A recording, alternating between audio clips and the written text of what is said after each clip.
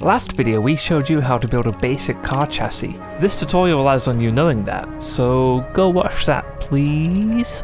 But if you do know how to make a car but are struggling to get it driving well, here's a guide to help you make cars that are actually fun to drive. Number 1. Weight. How heavy your car is matters a lot for car handling. On the vehicle's engine brick there is a mass property. You'll want to adjust this depending on the size of your vehicle and its wheels. For example, setting this car's weight super low causes its wheels to have very little traction, making this car act like I made these wheels out of ice. But setting the mass too high causes the suspension on these small wheels to get squashed, no matter how much I adjust their strength. You want a decent amount of weight to give you plenty of wheel control for steering and handling, but not too much weight to cause the wheels to struggle. Number 2. Mass offset, aka the distribution of mass. Even if you have a decently heavy car, if the car is top heavy, it's going to fall over all the time. On the engine brick, near the mass setting is mass vertical offset. This setting shifts the entire mass of the car body up or down. The default is -0.5, which is halfway down the vehicle. -1 would be below the vehicle, and +2 would be way above the vehicle. Wait, what the hell's going on? The default value of -0.5 is going to be suitable for most regular cars, but if you have a particularly tall vehicle, you'll want to adjust this further downwards. Unless if you enjoy falling over all the time, that's up to you. In addition to the engine setting, there is also the weight brick. Simply, it adds weight to any specific location on your physics object, like a car. If I add 1 billion kilograms to the back of this car, it makes it completely unusable. Woo! But for real though, a natural example is that if your car is struggling to steer, adding a bit more weight on the front could help give those front tyres more traction. Or if your car keeps tilting in the air, you can balance the weight out with these weight bricks. Though here's an extra tip, you can actually just apply the weight component to any brick you want. By the way, you can also adjust weight with wires too.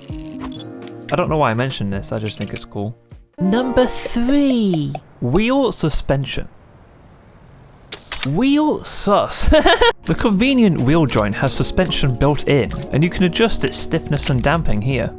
If the suspension stiffness is too low, it won't be strong enough to hold your car properly, like me. But if it is too high, your car will start bouncing all over the place, like me. You'll need enough suspension here to properly keep your car from hitting the ground, but not too much that it starts being a very rough ride. The damping setting also matters a lot for bounciness. If your car is going to be jumping off ramps or doing other off-roading, having a lot of damping can majorly decrease its bounciness. And less bounciness means the wheels remain in contact with the ground a lot more, which keeps you in control of the car. In racing game modes, cars losing control on every road incline is infuriating, so you'd want it quite high for those. Setting damping too high could make the wheels not reactive enough anymore though, causing a bumpy ride again. Number 4. Torque and acceleration.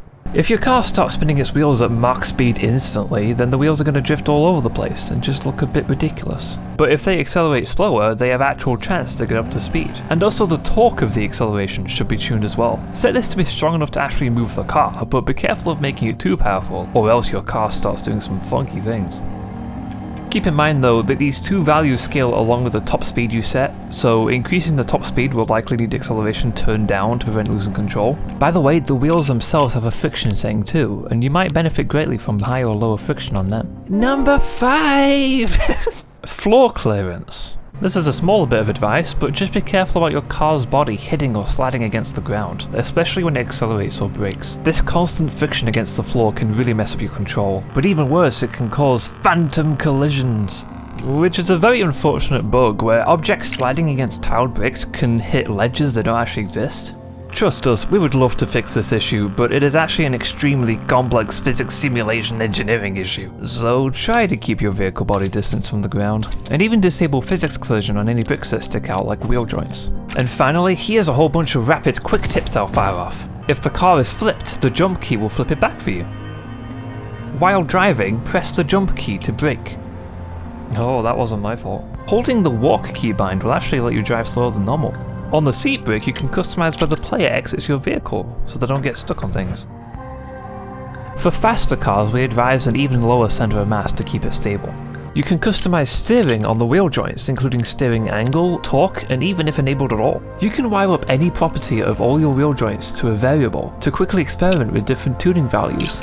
This console command, accessible with the F6 key, lets you view the actual collision convexes, automatically generated by the game. And finally, your car can be way cooler if you add functioning lights, doors, turn signals, compartments, and more. Oh, and a radio with some tunes. There you go, a whole bunch of tips for making epic vehicles. Once again, if you make anything awesome, share it on the gallery, share it on social media. Every time I go out on Brickadia and see cars not doing very well, it breaks my heart. You wouldn't be like that, would you? Unless you want to make something like this. See ya!